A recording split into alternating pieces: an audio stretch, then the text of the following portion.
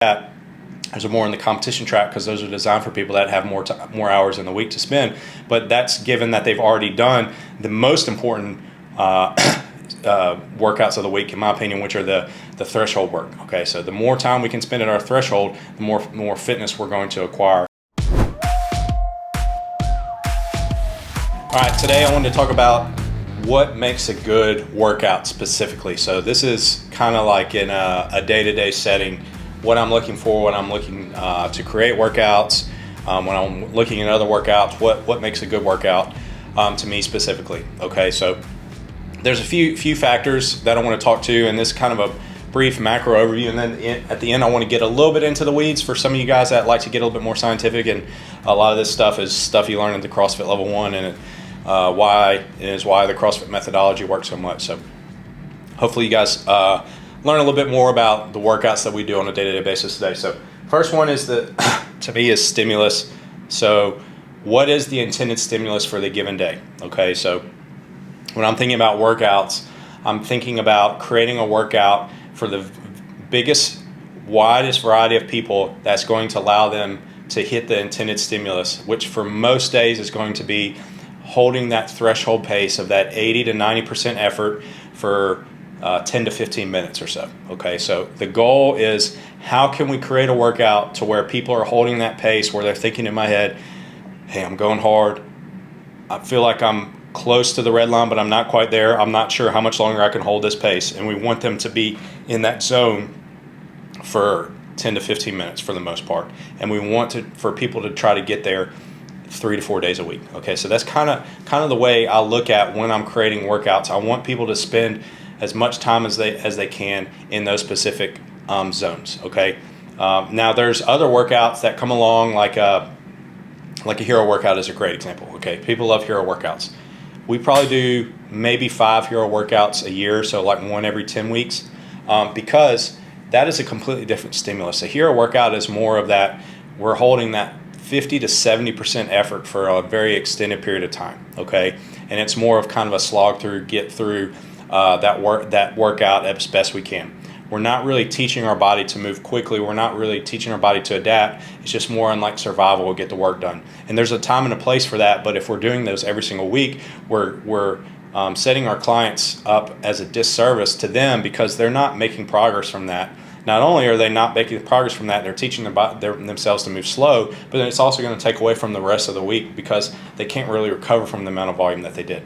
Now, for somebody who is training to compete and training, let's say, 10, 15 hours a week, they're going to have a lot more variety of workouts on a day-to-day basis. But for somebody that's coming 3 to 5 hours a week, they are going to be, the goal is to try to stay in that intended stimulus time slot for as much of that time as they can in their given workouts.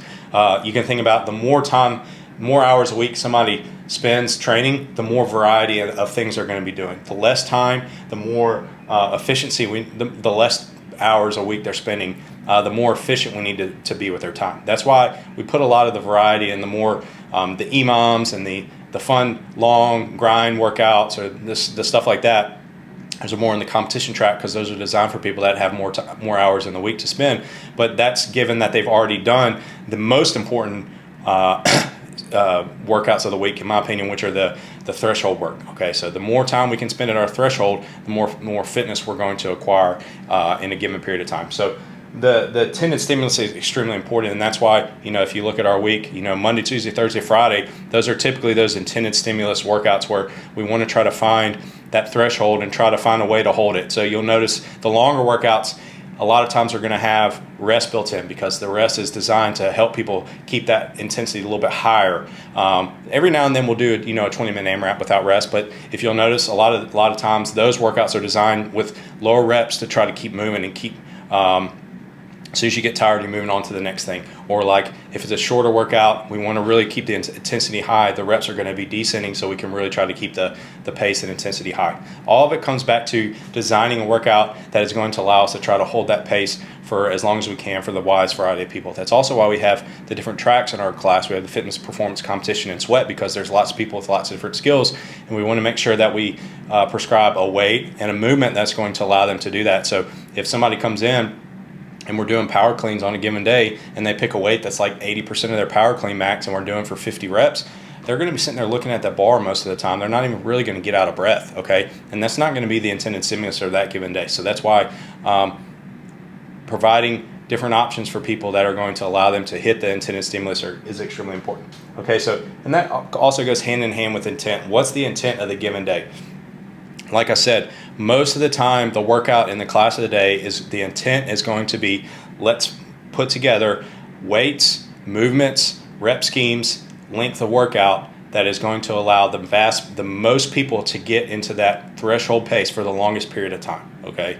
And we want to be able to do that consistently over a long period of time. So if we do 4 workouts in a week, that the average person in class is finishing in 12 to 14 minutes, and the average person in class is finishing and wiped out on the ground for a few minutes, but not so much that they can't walk for 20 minutes, or they can't walk afterwards, or they can't walk for the rest of the day after, then I'd say we've done a pretty good job. Because the next portion of this is longevity. We also want to create workouts that are going to allow people to continue to come back. So if we come in and do a hero workout on Monday, which if you'll notice, we do Murph on Monday every year. Tuesday after Murph is probably the least attended class of the year, every single year, because everybody's so sore from doing Murph. Now, Murph is a really important workout for us to do, and we will continue to do it. But it's also kind of built into the plan in that, hey, I know Tuesday is probably going to be really lowly attended.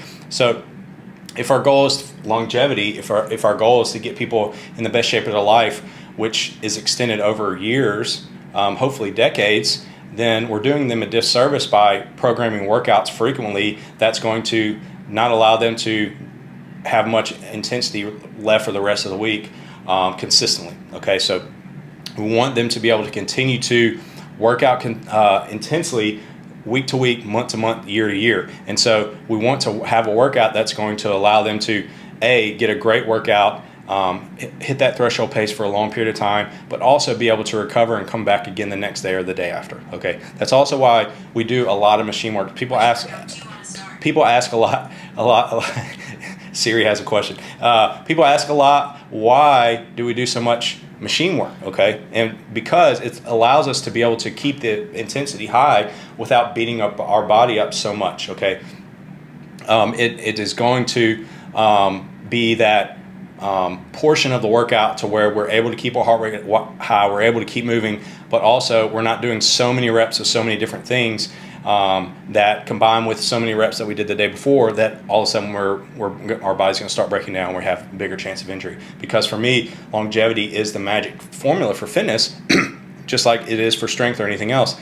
If you want to get super fit, you have to work out consistently for a long period of time. And so we have to have a program that's going to allow people to continually hit those threshold paces day after day, week after week, month after month. And so we need to mix the high impact movements with the low impact movements of machine work or running or burpees or rowing or whatever it is in a smart and logical and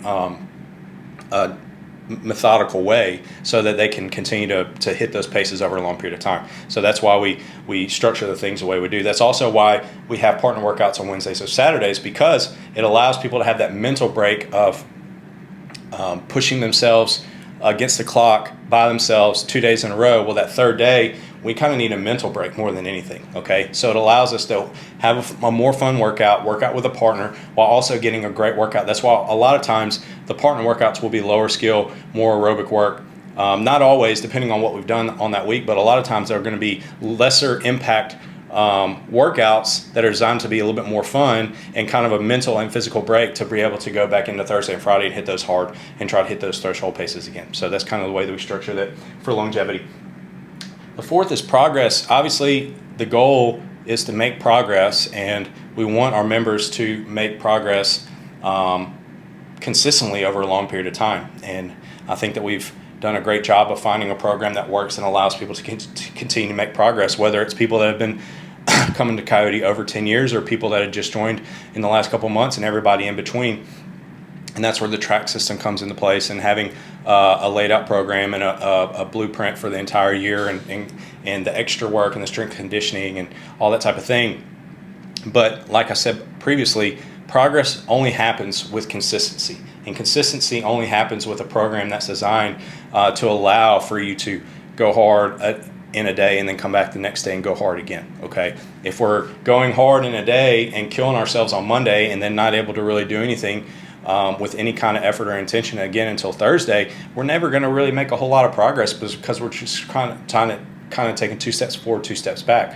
Whereas if we can take a very small step forward on Monday, another small step forward on Tuesday, kind of maintain on Wednesday, and then do it again Thursday and Friday, that's really going to set us up to make consistent progress over time. And that's why when we do test benchmark workouts, when we do test strict pull-ups, we see incredible progress not in our lifts, in our gymnastics, in our benchmark workouts. It's really hard to make progress in all those different areas at once, and we see lots of people doing that because of the way that the program's laid out.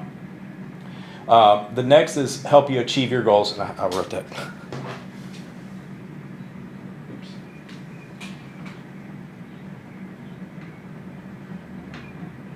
Oh.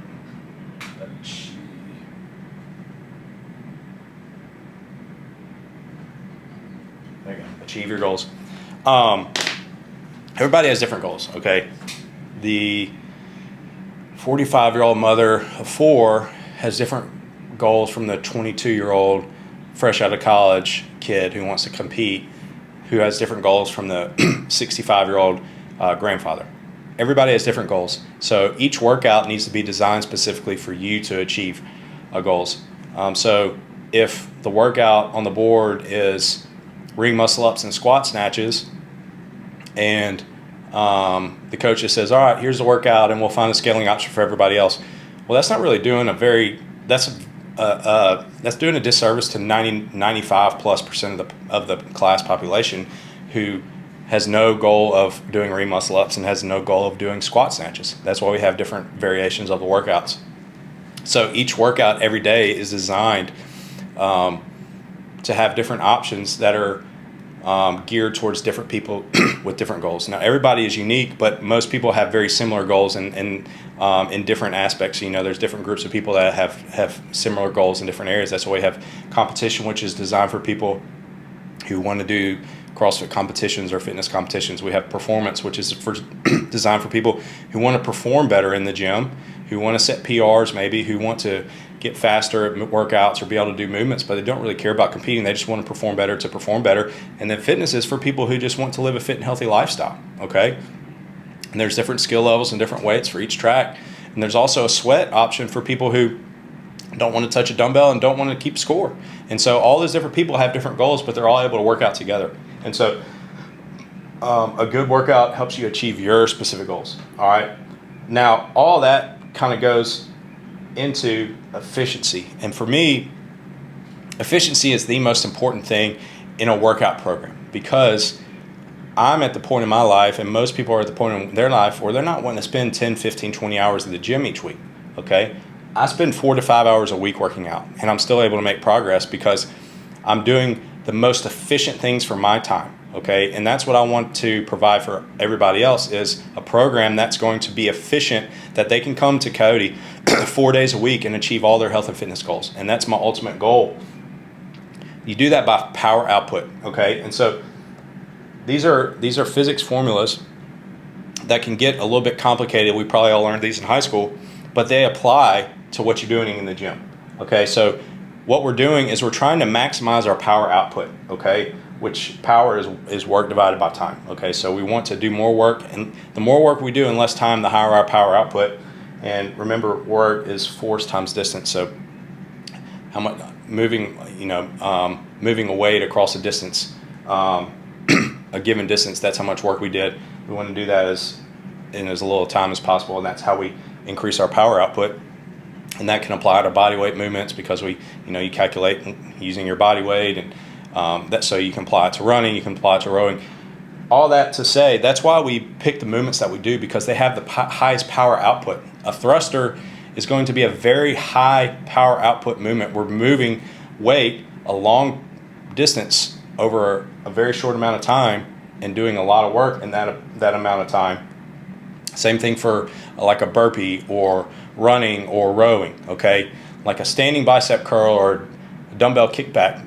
That's not that doesn't have a very high power output, okay? I want you to remember that high power output movements are the ones that are going to cause the most adaptation in our body, which ultimately is what we come for, okay? We come to the gym so that our body will adapt stronger than it was before we came to the gym, and we only do that by imposing a lot of demand on it, okay? And we do that by doing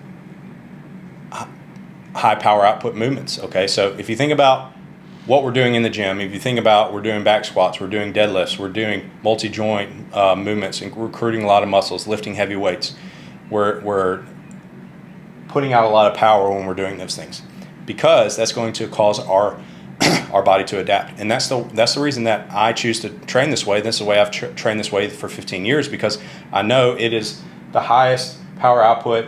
It is going to increase my work capacity more than any other training methodology out there, because I've tried them all.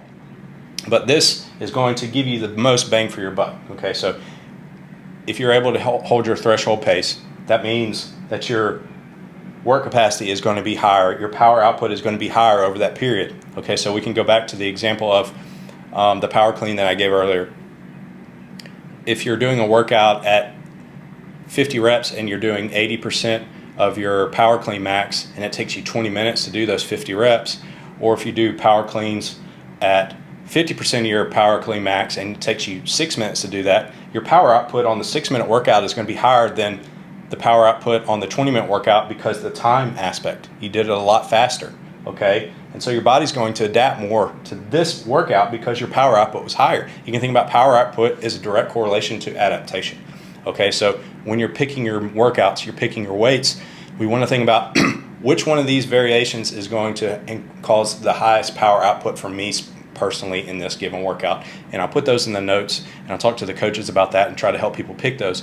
But more than likely, when you're picking your weights, you need to pick a lighter weight and go faster, because your power output is going to be higher. Because remember, time is the bottom portion of this formula, okay? It's not just work done, it's also time, okay? So we want to do more work, but we also want to do it in less time. That's what's going to increase this number, okay? So whenever you're picking a movement, we want to think about probably, if I'm going to go way faster doing this. Now there is a trade-off, we don't want to do too light to where we're going so fast that we're not really getting a ton out of it. We want to definitely make sure we're doing enough work on the top portion of formula, but we also want to have the time portion on the bottom formula correct as well. So most people think about the top, but they don't think about the bottom when they're picking their weight. So all I'm saying is when you're picking weights or picking workout variations, you also want to consider the bottom portion.